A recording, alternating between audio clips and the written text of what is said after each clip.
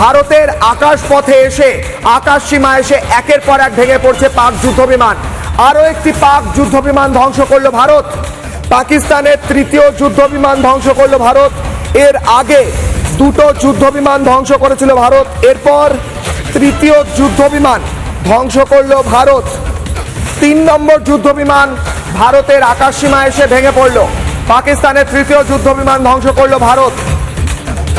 এই মুহূর্তে সবচেয়ে বড় খবর, ভারতের আকাশ সীমা লঙ্ঘন করেছে পাকিস্তানের 3টি যুদ্ধ বিমান এবং যুদ্ধ বিমান 3টি ধ্বংস করে দিয়েছে ভারত। পাকিস্তানের তৃতীয় যুদ্ধ বিমান ধ্বংস করলো ভারত। এর আগে দুটো যুদ্ধ বিমান ধ্বংস করা হয়েছে, সেই ছবি দেখিয়েছি।